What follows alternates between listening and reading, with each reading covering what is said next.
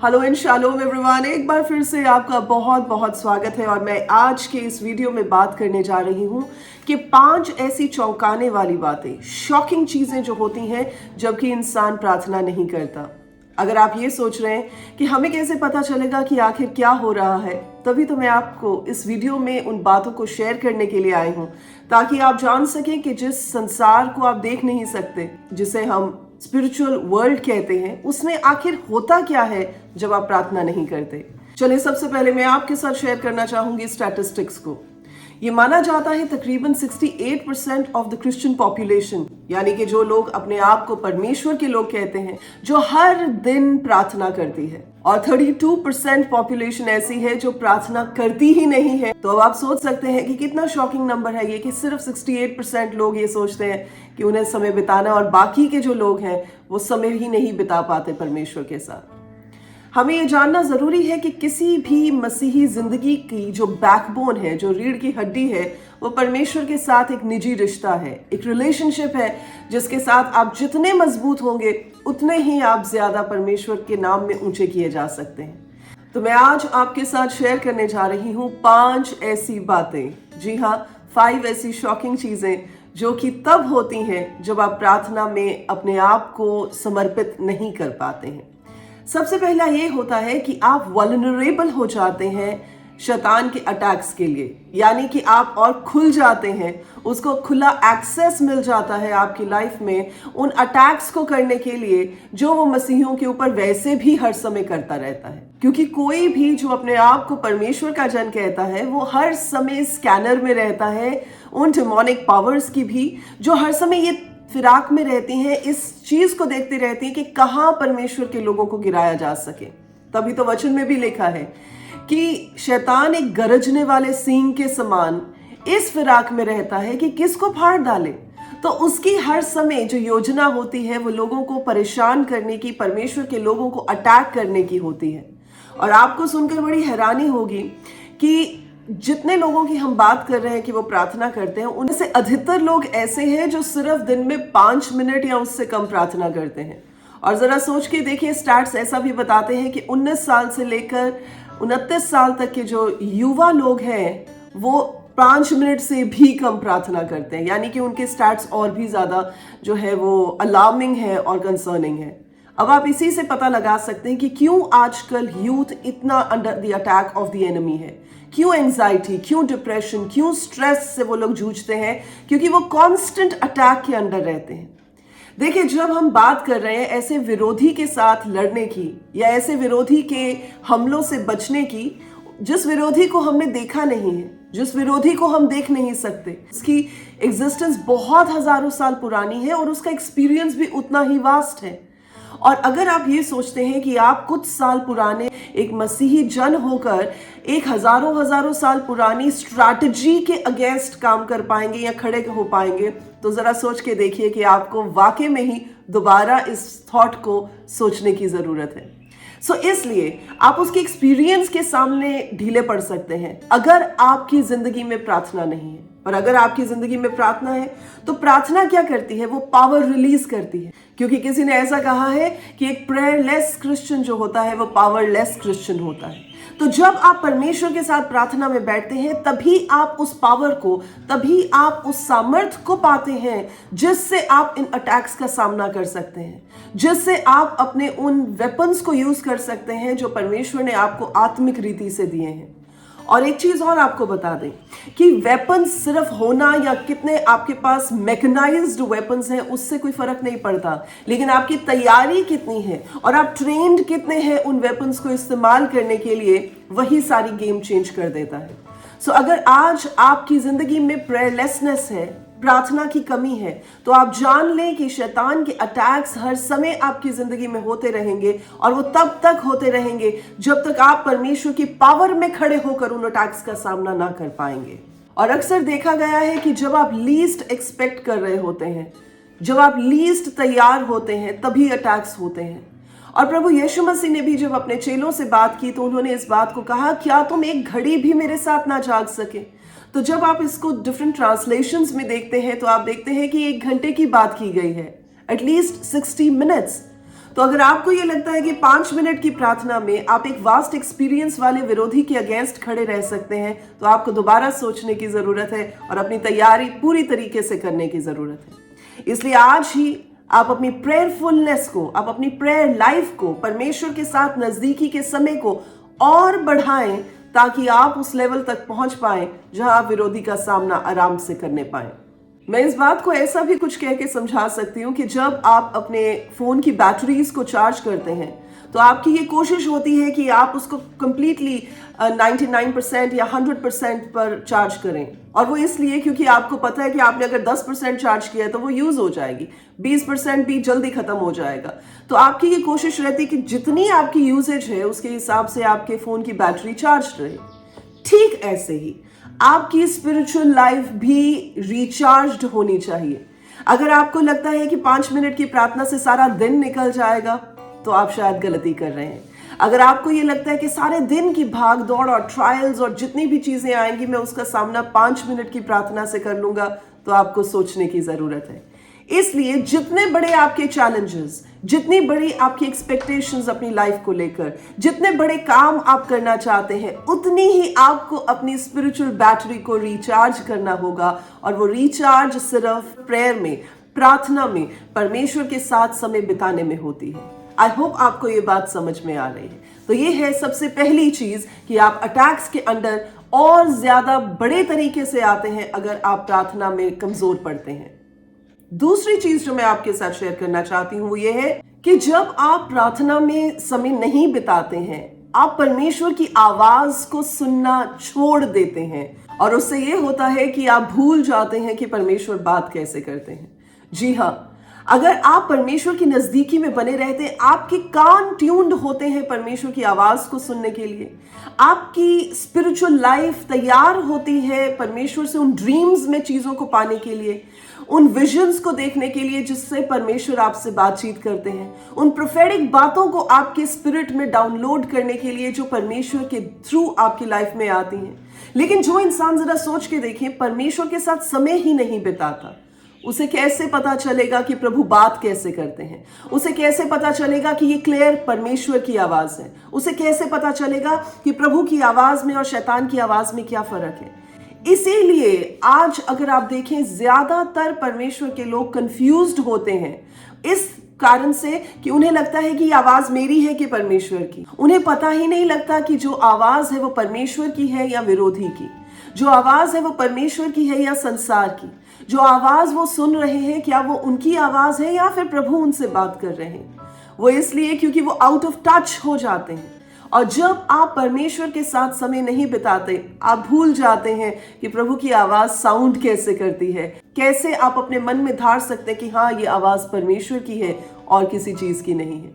देखिए, जब आप कुरिन्थियों की किताब में देखते हैं, उसके 2 कुरिन्थियों के 11 चैप्टर की 14 आयत में, तो वहां पर ये बात कही गई है कि जो विरोधी, जो शैतान भी है, वो भी ज्योतिर्मय स्वर्गदूत का रूप धारण करके आता है।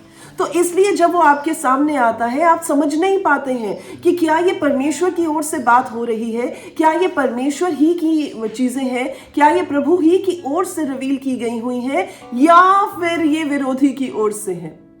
देखिए, आज बहुत सारे विश्वासी लोग हर एक बात पर विश्वास कर लेते हैं, हर एक की कही हुई बात पर विश्वास कर लेते हैं, क्योंकि वो वचन को नहीं जानते, क्योंकि वो परमेश्वर के साथ समय नहीं बिताते, क्योंकि वो परमेश्वर की आवाज को डायरेक्टली नहीं सुनते। इसीलिए जो भी इंसान जिस भी आवाज में बात करता है और वचन से होकर बात करता है, तो उन्हें लगता है कि ये परमेश्वर ही की आवाज है। आपको स्पिरिट ऑफ डिजर्नमेंट होना चाहिए, आपके पास आत्मा की परख होनी चाहिए, और वो परख तब होती है जब आप परमेश्वर की आवाज सुनने के इतने आदी हो चुके होते हैं कि आपको जब झूठी आवाज आती है या विरोधी की आवाज आती है तो पता चल जाता है फट से कि ये आवाज परमेश्वर की नहीं है। तो मेरे अजीजों, जिस बात को मैं आपको सिखाना चाहती हूँ वो ये है कि जब आप प्रार्थना में समय कम बिताते हैं, आप परमेश्वर की आवाज को सुनना भूल जाते हैं। उनकी आवाज कैसी साउंड करती है आप भूल जाते हैं। और एक चीज और आपको बताऊं, जब आप यूहन्ना रचित सुसमाचार उसके 16 चैप्टर को पढ़ते हैं, उसकी दूसरी आयत में प्रभु यीशु अपने चेलों से ये बात कहते हैं कि एक समय ऐसा आएगा कि वो तुम्हें अपने भवन से बाहर निकाल देंगे, सिनेगॉग्स में से बाहर धक्के मार के निकाल देंगे और फिर वो तुम्हारा वध कर देंगे और वो ये सोच रहे होंगे कि हम परमेश्वर के लिए कोई भला काम कर रहे हैं। जी ठीक ऐसे ही आज की इस समय में भी, जबकि ये अंत के समय चल रहे हैं, हम जानते हैं कि बहुत सारे ऐसे लोग हैं जो ये सोचते हैं कि वो प्रभु का काम कर रहे हैं, लेकिन एक्चुअली वो प्रभु का काम नहीं कर रहे। क्यों?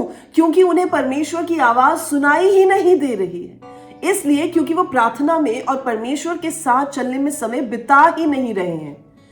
आपने बहुत जगह देखा होगा कि कई बार लोग आपको आकर कहेंगे, मुझे परमेश्वर ने ऐसा कहा कि मैं आपको ये बात कहूं, मुझे परमेश्वर ने ये बात दिखाई कि आपकी शादी मुझसे होने वाली है, मुझे परमेश्वर ने दिखाया कि आप ये काम करने वाले हैं। और क्योंकि आपने परमेश्वर से नहीं सुना, क्योंकि आपने परमेश्वर से कॉन्फर्मेशन नहीं मांगी, क्योंकि आपने परमेश्वर के साथ समय नहीं बिताकर उस आवाज को खुद अपने लिए पाया, इसलिए आप जल्दबाजी में उनकी आवाज को, उनकी कही हुई बातों पर विश्वास करते हुए उस काम को कर बैठते हैं और उसके बाद क्या होता है? डिजास्टर, उसके बाद गड़बड़ी, उसके बाद सब हलचल। और आप पूछते हैं कि मैंने तो परमेश्वर की आवाज ही को सुनकर ये सब किया था। जी नहीं, वो आवाज आपने नहीं सुनी थी, वो किसी और ने सुनी थी और आपने बिना टेस्ट किए हुए उस आवाज के अंतर्गत काम किया। सो मेरे अजीजों, जिस बात को मैं समझाना चाहती हूँ वो ये है कि जब आप लाइफ ऑफ प्रेयरलेसनेस में से होकर गुजरते हैं, प्रभु के साथ समय नहीं बिताते हैं, तो हर एक आवाज आपको परमेश्वर की आवाज लगेगी, हर एक चीज आपको प्रभु की ओर से आती हुई ही लगेगी। इसलिए क्योंकि आप परमेश्वर की नजदीकी में नहीं थे, इसलिए हर एक डिस्टेंट वॉइस भी आपको डायरेक्शन देती हुई नजर आए। सो ये दूसरी गलती होती है, ये दूसरी चीज होती है जो आत्मिक संसार में होती है उस व्यक्ति के लिए जो प्रार्थना में ढीला पड़ जाता है या कमजोर पड़ जाता है।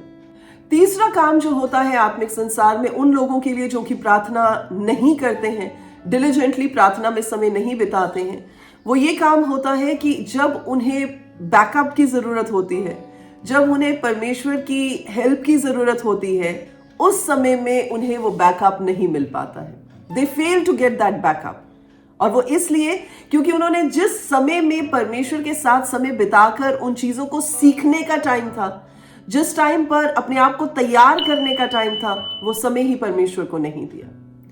मोस्ट ऑफ द टाइम्स आप देखेंगे कि अचानक जब लोगों के ऊपर प्रॉब्लम और विपदा आ जाती है तो वो फटाफट प्रार्थना करना शुरू हो जाते हैं, वो परमेश्वर के सामने मन्नतें मांगनी शुरू हो जाते हैं, वो लोगों को कहना शुरू हो जाते हैं हमारे लिए प्रार्थना करें। वो क्यों ऐसे पैनिक कर जाते हैं? क्योंकि उन्हें पता है कि वो डायरेक्टली परमेश्वर इतनी कॉन्फिडेंटली कुछ नहीं मांग सकते, बिकॉज उन्होंने वो समय, वो रिलेशनशिप को दिया ही नहीं जिससे वो उस कॉन्फिडेंस को एग्जिबिट कर सके। सो जब आप परमेश्वर के साथ समय बिताते हैं, आपको कॉन्फिडेंस होता है। जब आप परमेश्वर के साथ उस नाते को, उस रिलेशनशिप को नर्चर करते हैं, आपको कॉन्फिडेंस होता है कि जब मुझ पर विपदा आएगी, मैं अपने पिता को पुकारूंगा और मेरा पिता मुझे मदद भेजेगा। तो वो तभी आता है जब आपने उस रिलेशनशिप पे टाइम लगाया है, आपने उस रिलेशनशिप को तवज्जो दी है और आपने उस रिलेशनशिप को नर्चर किया है। सो जो इंसान प्रार्थना में समय नहीं बिताता, प्रभु के साथ क्वालिटी टाइम नहीं बिताता, वो उस समय में अकेला पड़ जाता है जब उसे जरूरत होती है। एक बात को समझने की जरूरत है और वो ये है कि शैतान की ताकतें हर समय अटैक मोड में रहती हैं। तो जो इंसान ये सोचता है कि हाँ, मैंने 5 मिनट की प्रार्थना कर ली, मैंने परमेश्वर से इमरजेंसी प्रेयर करके अब चलो मैं इस सिचुएशन से फारिग हो गया हूं, आप सोच सकते हैं that it has worked for you, पर अगर आप उसको इवेंचुअली देखेंगे लॉन्ग रन में, तो वो आपको फटीग्ड और आपको डिस्ट्रेस्ड ही छोड़ेगी, क्योंकि आप हर तरीके से जो है वो खाली हो चुके होंगे और आपको समझ नहीं आएगी कि अब आप रीफिल कैसे हो।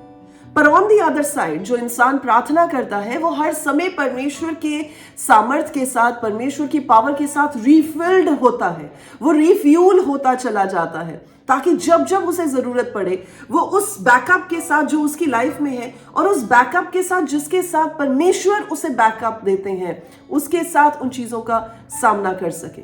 और ये बात जाननी बहुत जरूरी है कि जो विरोधी है, जो डेविल है, वो उस एक वीक मोमेंट का इंतजार कर रहा होता है जिसमें प्रभु का जन खाली हो जाता है, जिसमें वो बिल्कुल कमजोर हो जाता है, जिसमें उसे पता है कि अब ये उसका सामना नहीं कर सकता, तो वो उस समय में अपना सिवियरेस्ट ऑफ अटैक करता है, घातक हमला करता है, जिससे उभरना बहुत मुश्किल हो जाता है, स्पेशली उस इंसान के लिए जिसकी जिंदगी, जिसका जीवन प्रार्थना का जीवन नहीं है। तो अगर आप अपनी कम्युनिकेशन को परमेश्वर के साथ ऑन रखते हैं तो आपको उस समय में घबराने की जरूरत नहीं है जब विपदा आएगी, क्योंकि आप जानते हैं कि आपको बैकअप देने वाला, आपको सपोर्ट देने वाला वो जगत का सृष्टिकर्ता परमेश्वर है, जिसके साथ आपने समय बिताया है। चौथा काम ये होता है उस इंसान के लिए जो प्रार्थना नहीं करता, कि वो बहुत जल्दी पाप में गिर जाता है, वो बहुत जल्दी टेम्पटेशन में गिर जाता है। देखिए, जब आदम और हवा की भी बात की जाती है, जब तक वो परमेश्वर के साथ कंटिन्यूअसली कम्युनिकेशन में रहते थे, जब तक बातचीत करते रहते थे, चलते फिरते थे, तब तक वो गड़बड़ी में नहीं आए, तब तक वो पाप में नहीं गिरे। हमें भी ये जानने की जरूरत है कि जब तक परमेश्वर के जन का परमेश्वर के साथ कम्युनिकेशन ऑन रहता है, जब तक गैप की जगह ही नहीं होती है, जब तक वो जगह क्रिएट ही नहीं होती है, तब तक शैतान उस गैप को फिल नहीं कर सकता। क्योंकि या तो आप परमेश्वर से कम्युनिकेट करेंगे, नहीं तो आप विरोधी से कम्युनिकेट करेंगे। कहीं ना कहीं तो वो कम्युनिकेशन ऑन रहेगी ही रहेगी। और अगर आप परमेश्वर से कम्युनिकेट करते हैं तो ऑब्वियसली जगह बचेगी नहीं, तो उसे मौका ही नहीं मिलेगा कि वो आपकी जिंदगी में आ पाए। प्रोवर्ब्स 24 के 10 में ऐसा लिखा है कि अगर आप उस दिन में जबकि आप पर हमला होता है या बुरे दिन में गिर जाते हैं, तो इससे पता चलता है कि आपकी स्ट्रेंथ पहले से ही कम थी। तो इसलिए जानने की जरूरत है कि जब टेम्पटेशंस आती हैं, जब ट्रायल्स आते हैं, जब कोई ऐसा अटैक किया जाता है जो आपको पाप में गिराने के लिए किया जाए, अगर आप परमेश्वर के साथ समय बिताते आए हैं तो आपके लिए उस चीज को पहले से ही जान लेना बहुत इंपॉर्टेंट होगा। आप पहले से ही उसे भांप लेंगे और आप उस पाप में नहीं गिराए जाएंगे। ऑन द अदर हैंड, जिस इंसान ने प्रभु के साथ समय नहीं बिताया है, प्रार्थनाओं में टाइम नहीं स्पेंड किया है, प्रार्थना में अपने आप को तैयार नहीं किया है, तो वो छोटी से छोटी गलती पर, छोटे से छोटे पाप में भी आसानी से गिराया जा सकता है। याकूब जेम्स 4:7 में ऐसा लिखा है कि परमेश्वर के सामने अपने आप को सरेंडर कर दो, अपने आप को सबमिट कर दो, और फिर क्या करो, शैतान का सामना करो। तो शैतान का सामना करने के लिए आपको पहली जो रिक्वायरमेंट है वो ये है कि प्रभु के सामने अपने आप को सबमिट करना पड़ेगा। इसलिए प्रभु के साथ हर दिन अपनी सबमिशन को, हर दिन अपने रिलेशनशिप को स्ट्रांग होने दें, ताकि आप आसानी से पाप में ना गिराए जा सके, ताकि आपके ऊपर वो हमलों का जोर ही ना चले जो विरोधी आप पर करना चाहता है। तो ये है चौथी चीज। पांचवी चीज जो कि अनसीन वर्ल्ड में होती है जबकि आप प्रार्थना में ढीले पड़ते हैं, वो ये है, परमेश्वर के लिए वो प्यार जो है वो ठंडा पड़ना शुरू हो जाता है। इसीलिए जब आप बुक ऑफ रेवलेशन देखते हैं तो वहां पर परमेश्वर इस बात को कहते हैं कि मुझे तुझसे और कोई ग्रज नहीं है, सिर्फ इसी बात का शिकवा है कि तूने अपना पहला सा प्यार छोड़ दिया। देखिए, पहला प्यार तब छूट जाता है जब आप परमेश्वर के साथ समय नहीं बिताते। किसी भी रिलेशनशिप को तैयार करने के लिए, उसे समझने के लिए, उसे स्ट्रेंथन करने के लिए समय की जरूरत होती है, उसमें टाइम लगाने की जरूरत होती है, उसमें सही टाइम पर बैठकर उसे नर्चर करने की जरूरत होती है। और अगर आप ये सोच रहे हैं कि चले आज 5 मिनट लगा दिए, कल नहीं भी लगाया, एक दिन और हो गया, चलो वो भी कोई बात नहीं, छूट गया, अब मैं एक दिन इकट्ठा ही बैठ के 2-3 घंटे बैठ के प्रार्थना कर लूंगा, तो आप समझे इस बात को कि जैसे एक एंकर के बिना एक जहाज ज्यादा समय तक शोर पर नहीं रह सकता। वो जितनी भी वेव्स आएंगी, जितनी भी तरंगे चलेंगी, वो धीरे धीरे धीरे धीरे करके उस नाव को, उस बड़े जहाज को उस जगह से हटाना शुरू करेंगी। और आपको ये लग रहा होगा कि एक वेव ही तो है, एक तरंग ही तो है, लेकिन वो एक एक तरंग थोड़ी ही देर के बाद जब आप देखेंगे उस बड़े जहाज को उस पानी की गहराई में ले जाएगा, क्योंकि उसे पकड़ने वाला, उसे थामने वाला वो एंकर वहां पर नहीं था। तो प्रार्थना क्या करती है? प्रार्थना एक विश्वासी के जीवन के लिए वो एंकर होता है जिसे पकड़कर वो परमेश्वर की नजदीकी में बना रहता है, ताकि जब भी दुखों के, तकलीफों के, मुसीबतों के पानी उसको बहाने की कोशिश करे तो वो बहाया नहीं जा सकता। वो परमेश्वर में मजबूती के साथ डटा रहता है और उन चीजों का सामना कर पाता है। सो मेरे अजीजों, आज मैं इस बात को आपको समझाते हुए कि ये 5 काम होते हैं जबकि आप परमेश्वर के साथ समय नहीं बिताते, आप प्रार्थना में समय नहीं बिताते, आप प्रभु के साथ उन क्वालिटी टाइम की मोमेंट्स को नहीं बिताते और सिर्फ 5 मिनट के बाद ही आप उठकर कहते हैं कि मेरी प्रार्थना का समय कंप्लीट हो गया है, तो अनसीन वर्ल्ड में ये शॉकिंग काम होते हैं। मेरी आपके लिए एनकरेजमेंट है कि आप इस बात के साथ, इन वचनों के साथ, इन पॉइंट्स के साथ अपनी प्रेयर लाइफ को एक बार फिर से रिवाइव होते हुए देखें। आप एक बार फिर से इस बात का फैसला लें कि परमेश्वर, मैं आपके साथ समय बिताऊंगा, और फिर से आप अपने आप को परमेश्वर के साथ कम्युनिकेशन में और पावर में उठते हुए देखने पाएं, प्रभु यीशु के नाम में। आमीन। आज के लिए बस इतना ही। अगर आप हमारे साथ हमारे संडे सर्विस में ज्वाइन करना चाहते हैं तो आप moving the mountain apostolic church, जो कि सेक्टर 126 मोहाली में लगता है, उसमें आ सकते हैं। हम सुबह हर संडे वहां पर प्रार्थना और आराधना में जाते हैं और परमेश्वर बड़े बड़े कामों के साथ, बड़े बड़े चिन्ह और चमत्कारों के साथ उस जगह पर अपने लोगों को भरपूरी के साथ मिलने के लिए भी आते हैं। आप भी हमें ज्वाइन कर सकते हैं। आप हमारे प्रेयर टावर नंबर्स पर, जो आपके लिए डिस्क्रिप्शन बॉक्स में भी हैं और जो अभी भी आपके सामने दिखाई दे रहे हैं, उन पर आप हमें कांटेक्ट कर सकते हैं हमारे एड्रेस की बाकी डिटेल्स के लिए। आज के लिए बस इतना ही। अगर आप आज के मैसेज से इनकरेज हुए हैं और आपने कुछ नया सीखा है, तो जरूर इस मैसेज को दूसरों के साथ भी शेयर कीजिएगा, ताकि वो भी परमेश्वर में उन्नति पा सकें। परमेश्वर आपके साथ रहे। God bless you. शालोम।